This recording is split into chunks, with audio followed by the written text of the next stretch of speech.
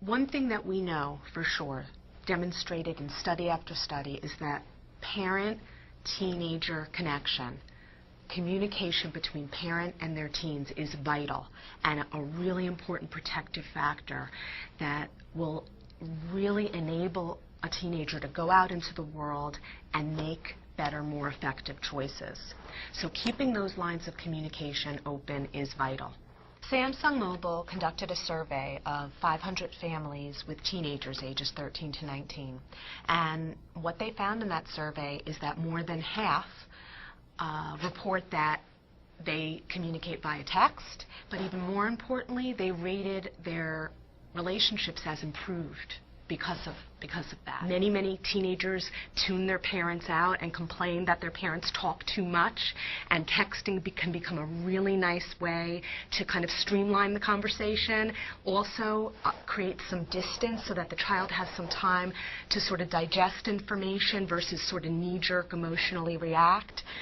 So there's really a lot of wonderful benefits to kind of matching your child's communication through text. I use it often to keep track of my kids.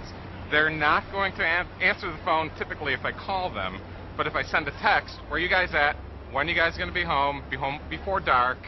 They're always flipping their phones open to see if they missed a call from their friends, but they'll see that Dad texted me, and they'll usually text me back, I'll be home in 15 minutes, I'm down the street with my friend, and they usually answer within a reasonable amount of time.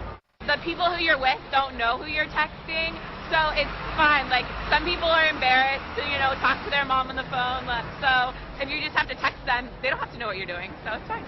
You don't have to get them to answer right away. It's more convenient for them. They can respond whenever they want. You can text whenever you want, so you don't really have to be on the same time schedule. It's really convenient for both ends. We do text her a lot when she's out because that is basically the only way to get her to respond back. I think more often than not she'll respond to a text than she will a voice phone call. So it gives me a lot of comfort to be able to get them in an instant. If they can't pick up a phone and call me or, make sounds or whatever, they can text me in 2 seconds and I know where they are. It is, for me, very convenient and very comforting. Samsung Mobile survey found that teenagers on average are texting about 455 texts a month and receiving about 457 texts a month. Clearly, adolescents have found texting to be a really comfortable way for them to communicate with each other. And if we want to keep the lines of communication open as parents, one way that we can do that is to join our teenagers to kind of match their style of communication. And right now, texting is the trend.